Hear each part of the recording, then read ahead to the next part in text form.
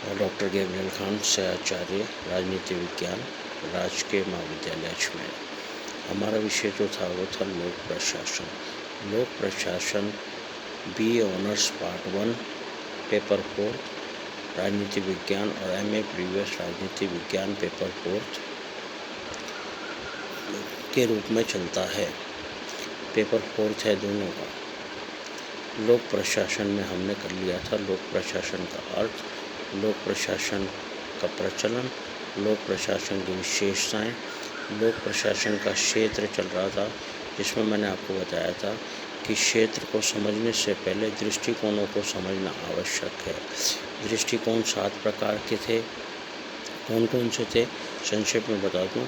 संकुचित दृष्टिकोण, व्यापक दृष्टिकोण, पोस्ट कोर दृष्टिकोण, पाठ्य विषय वस्तु संबंधी दृष्टिकोण, लोक नीति दृष्टिकोण, मनोसामाजिक दृष्टिकोण और लोक व निजी प्रशासन दृष्टिकोण। ये 7 प्रकार के दृष्टिकोण थे, जिसमें हमने पहला, दूसरा और तीसरा दृष्टिकोण कर लिया था।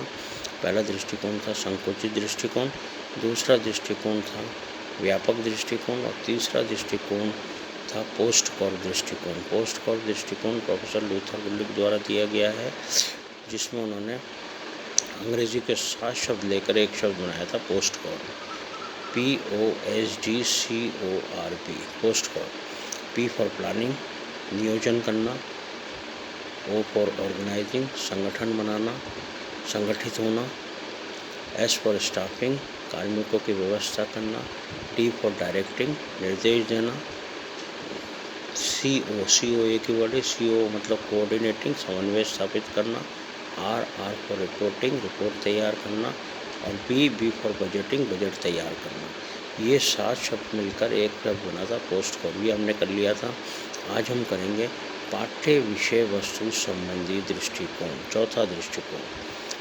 इस दृष्टिकोण को प्रोफेसर लेविस मैरियम ने दिया है। प्रोफेसर लेविस मैरियम इस दृष्टिकोण के समर्थक हैं। उन्होंने क्या कहा था कि किसी भी प्रशासनिक संगठन में कार्यकुशलता तथा प्रभावशालीता स्थापित करने के लिए किसी भी संगठन में कार्यकुशलता तथा प्रभावशालीता स्थापित करने के लिए यह आवश्यक नहीं है कि प्रशासक को केवल तकनीकी कार्य और प्रशासनिक क्रियाओं, जिसको कि ब्रैकेट में उन्होंने दिया पोस्ट कोर, प्रशासनिक क्रिया क्या है, पोस्ट कोर का ज्ञान हो, केवल इन्हीं चीज़ों का ज्ञान हो, बल्कि उसे पाठ्य विषय वस्तु संबंधी जानकारी भी होनी चाहिए। उसे किस प्रकार की जानकारी होनी चाहिए? केवल पोस्ट कोर युक्त संबंधी ज्ञान ही नहीं होना चाहिए, बल्कि उसे पाठ्य विषय संबंधी जानकारी भी होनी चाहिए। लेविस मैरियम की मान्यता थी कि केवल नियोजन, नियंत्रण, निर्देशन, समन्वय से ही लोक प्रशासन नहीं चलता है। केवल इन चीज़ों से ही लोक प्रशासन नहीं चलता, बल्कि लोक प्रशासन में सरकार द्वारा दी जा रही सभी सेवाओं को, कौन कौन सी सेवाएं, जैसे चिकित्सा, स्वास्थ्य, कृषि, परिवहन, समाज कल्याण, आवास इत्यादि सभी सेवाओं की विशेष सामग्री पर अत्यधिक बल दिया जाता है। लोक प्रशासन इन पर भी निर्भर करता है।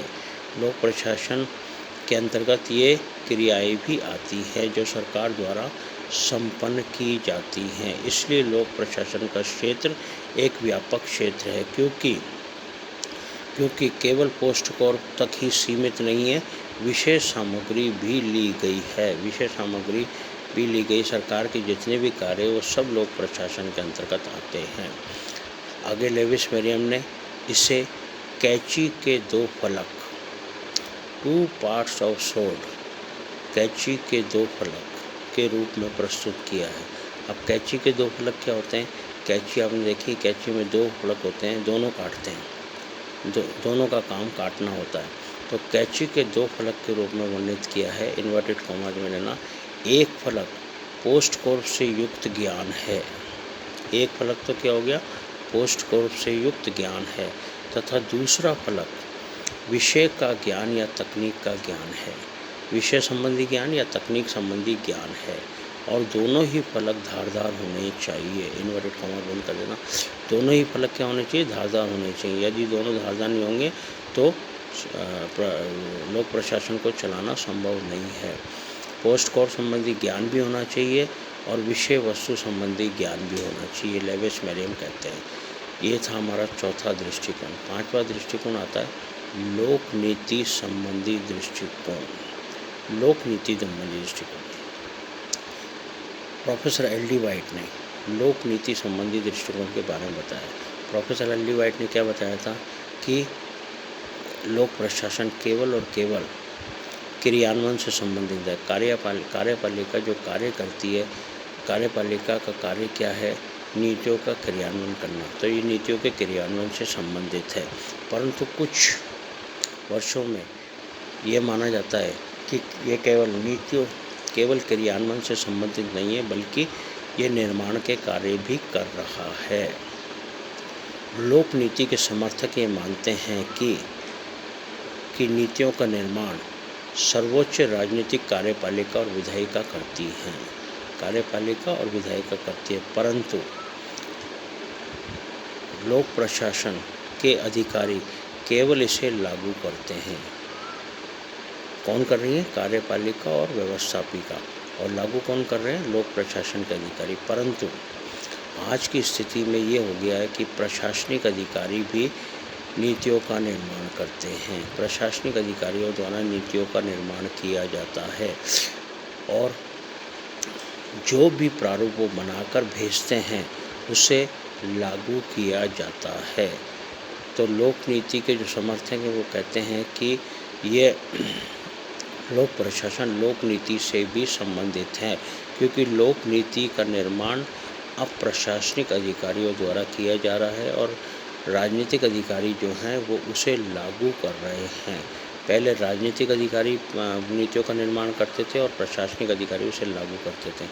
अब क्योंकि परिवर्तन के साथ कई ऐसे कार्य हैं जो प्रशासनिक अधिकारियों द्वारा संपन्न किए जाते हैं और जो वो प्रारूप तैयार कर देते हैं उसे लागू किया जाता है।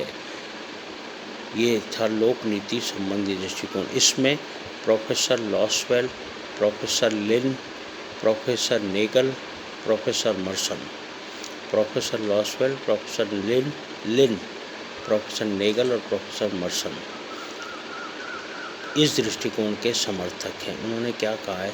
उन्होंने दो शब्द दिए हैं 3E और 3P। 3E और 3P।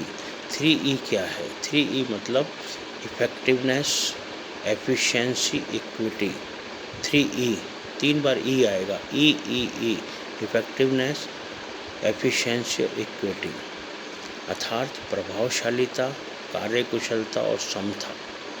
प्रभावशालिता, कार्यकुशलता और समता। इसी प्रकार 3P क्या है? 3 बार P। 3P क्या है? Public participation, predictability and procedure due process. Public participation, predictability and procedural due process, अर्थात जन सहभागिता, पूर्व अनुमान की क्षमता और प्रक्रियाओं की कार्यविधि। क्या क्या है? जन सहभागिता, पूर्व अनुमान की क्षमता और प्रक्रियाओं की कार्यविधि। 3E और 3P लिया गया है किसके द्वारा? Professor Lasswell, professor Lin, professor लेगर और प्रोफेसर मर्सन। इन्होंने कहा 3E और 3P बहुत इंपॉर्टेंट है। 3E मतलब 3 बार E, इफेक्टिवनेस, एफिशिएंसी, इक्विटी, प्रभावशालिता, कार्यकुशलता एवं समता। और 3P public participation, predictability and procedural due process, अर्थात जन सहभागिता, पूर्व अनुमान की क्षमता और प्रक्रियाओं की कार्यविधि।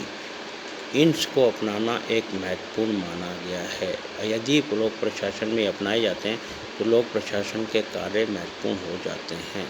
तो लोक नीति संबंधी दृष्टिकोण लोक नीतियों के क्रियान्वयन और उनके निर्माण से संबंधित है। वो ये कहता है कि लोक प्रशासन के प्रशासक अब लोक नीतियों का निर्माण भी करते हैं और जिस प्रकार वो प्रारूप तैयार करते हैं उसे लागू किया जाता है। ये थे दो दृष्टिकोण, पाठ्य विषय संबंधी दृष्टिकोण और लोक नीति संबंधी दृष्टिकोण। कल हम करेंगे मनोसामाजिक दृष्टिकोण।